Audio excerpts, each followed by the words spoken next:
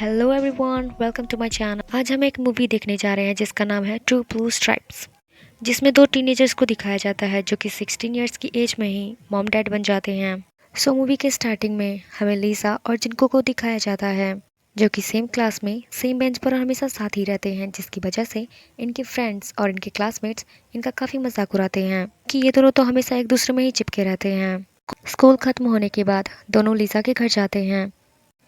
लिसा जिन का मेकअप करती है और एक पिक्चर खींच के इंस्टाग्राम पर अपलोड करना चाहती है, तभी जिन उसको रोक लेता है और पिक्चर अपलोड करने से मना कर देता है और इनके बीच हंसी मजाक होने लगता है, जिसकी वजह से थोड़ा माहौल बन जाता है और ये दोनों एक दूसरे के लिए अट्रैक्ट हो जाते हैं और कुछ ऐसा हो जाता है। कुछ देर के बाद लिसा कहती है, आज जो कुछ भी हुआ है तुम किसी और को कुछ नहीं बताओगे, चाहे वो।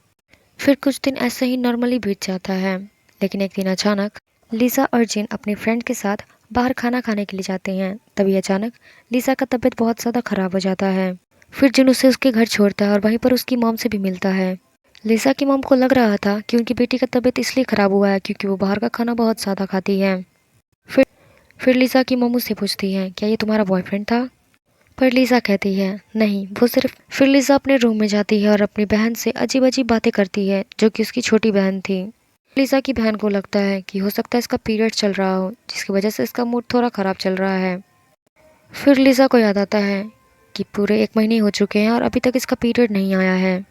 तो अपने पीरियड्स के बारे में जिनसे कहती है। फिर प्रेगनेंसी टेस्ट करती है, जिसके बाद पता चलता है कि वो पॉजिटिव है।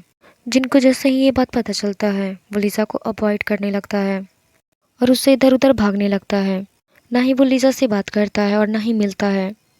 लेकिन जब जिन घर आता है तो काफ़ी ज़्यादा सैड होता है और रोता भी है, जिसकी वजह से उसके पेरेंट्स को लगता है कि हो सकता है उसका ब्रेकअप हुआ हो, जिसकी वजह से बहुत ज़्यादा सैड है। लेकिन वो काफ़ी ज़्यादा रो रहा होता है, जिसकी वजह से उसके डैड उसके पास आते हैं और बात करते हैं। तो सच उनको बता देता है कि क्या क्या हुआ है। पर जिन डैड ने उसे डांटा नहीं था, उसे बल्कि समझाया था कि जाओ जिनसे माफ़ी मांगो, तुमने उसके साथ बहुत गलत किया है। और जिन उसी रात उसके घर जाता है, यानी कि लिसा के, और उससे माफ़ी मांगता है और उससे अबॉर्शन की भी बात करता है, जिसकी वजह से लिसा भड़क जाती है और गेट बंद कर देती है। अगले दिन जिन है जो अपनी फ्रेंड से बात कर रहा होता है कि अबॉर्शन क्लिनिक कहाँ पर है, वो उन सबसे झूठ बोलता है। वो बोलता है कि किसी प्रोजेक्ट पर मुझे काम करना है। फिर लिसा को लेकर जाता है उस क्लिनिक पर जैसे ही लिसा वहाँ की हालत देखती है वो बहुत ज़्यादा डर जाती है और वहाँ से भाग जाती है। लिसा जिनका हाथ लेती है और अपने पेट पर रखती है और कहती है, बच्चे को फील करके देखो। और फिर क्या होना था, वो दोनों डिसाइड करते हैं कि अबॉर्शन नहीं करवाएंगे और जैसा चल रहा है वैसा ही चलता रहेगा। और दोनों प्रॉमिस करते हैं कि जब तक वो ग्रेजुएट नहीं हो जाते वो इसके बारे में किसी को भी नहीं बताएंगे, यहाँ तक कि अपने पेरेंट्स को भी। जिन लिसा के लिए एक बड़ी सी स्कर्ट लेकर आता है, अगर लिसा का पेट बाहर भी हो जाए तो पता ना चले। फिर जिन लिसा से पूछता है कि अगर तुम्हारी फैमिली को पता चला तो वो क्या करेंगे। इस पर लिसा कहती है, मेरी फैमिली बहुत अच्छी है, वो कुछ नहीं कहेंगे, मुझे माफ़ कर देंगे। तभी लिसा अपना ड्रीम बताती है कि उसे कोरिया के सबसे बड़े यूनिवर्सिटी में जाकर पढ़ना है। इस पर जिन कहता है, तुम फिक्र मत करो, मैं तुम्हारी सारे ड्रीम्स को पूरा करवाऊंगा। अगले दिन के सीन में लिसा बैठकर कुछ सोच रही होती है, तभी एक बॉल अचानक से उसके सर पर लगता है। फिर वो अचानक कर आ जाता है, जिसकी वजह से वो गिर जाती है। तभी जिन वहाँ पर भाग कर आता है उसे बचाने के लिए। तभी यहाँ पर लिसा गलती से बोल देती है कि मुझे मेरी फिक्र नहीं है, मुझे मेरे बच्चे की फिक्र है, जिसको सब लोग सुन लेते हैं और पूरे स्कूल को पता चल जाता है। और फिर क्या, दोनों की फैमिली को बुलाया जाता है स्कूल पर और बताया जाता है। अब यहाँ पर दोनों के फैमिली को पता चल गया था इन दोनों के बारे में। लिसा के डैड तो यहाँ पे बहुत ज़्यादा भड़क जाते हैं और उससे पूछने लगते हैं, क्या तुमने उसके साथ ज़बरदस्ती किया है? इधर जिन जिन पर बहुत ही ज़्यादा गुस्सा होती हैं और उसे काफ़ी ज़्यादा डांटती हैं। इस पर जिन पेरेंट्स को बोलता है कि आप फिक्र मत करें, मैं इससे शादी करूँगा ग्रेजुएट होने के बाद और मैं इसका पूरा ख्याल रखूँगा। पर लिसा की बहुत ही ज़्यादा गुस्सा थी, वो गुस्से में वहाँ से चली जाती हैं। लिसा के मॉम डैड भी उसे उसके रखने के लिए तैयार भी नहीं थे, जिसकी वजह से जिन उसे अपने घर पर लेके जाता है।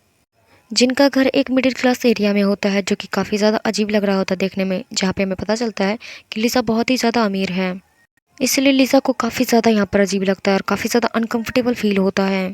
पर लिसा कुछ कर भी नहीं सकती है, उसके मॉम डैड ने उसे रखने से मना कर दिया है। रात में दोनों खाना खाते हैं और एक दूसरे से प्यार भरी बातें करते हैं और फिर अगले दिन चेकअप के लिए जाते हैं।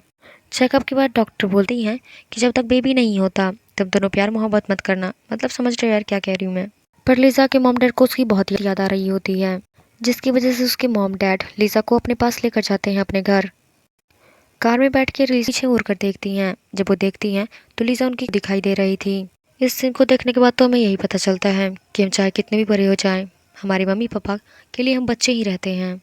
वो हमारा भला ही चाहते हैं। और यही एक रीज़न था जिसकी वजह से लिसा की मॉम इस पर इतना ज़्यादा गुस्सा थी। घर आकर लिसा अपनी छोटी बहन से मिलती हैं, जो उसकी छोटी बहन बताती है कि उसकी जिससे हमें पता चलता है कि लिसा की मॉम का कहना है कि लिसा भी बहुत छोटी है और वो बच्चे को नहीं, इसीलिए उस बच्चे को उस अंकल आंटी को अडॉप्ट कर दिया जाएगा। पर लिसा को जैसे ही पता चलता है वो भागकर अपनी मम्मी के पास जाती है और बात करती हैं। पर लिसा की मॉम उसे बहुत ज़्यादा समझाती है कि देखो तुम अभी बहुत छोटी हो, तुम बच्ची हो, तुम्हें आगे फ्यूचर देखना है, इस बच्चे के बारे में ख्याल। लिसा तो किसी को भी अपना बच्चा नहीं देना चाहती थी, वो उसे अपने पास रखना चाहती थी। जब ये बात जिनके मॉम उस बच्चे को रखना चाहते हैं क्योंकि है तो उन्हीं के बेटे का बच्चा, और वहाँ के मोहल्ले के सभी लोग जिनकी फैमिली और उसका बहुत ज़्यादा मजाक उड़ाते हैं कि कहते हैं ये क्या करके बैठ गए हैं ये लोग, इनको तो शर्म भी नहीं आता। तभी जिनकी बड़ी बहन और आते ही जिनको काफ़ी ज़्यादा पीटती है और बोलती है ये तूने क्या किया।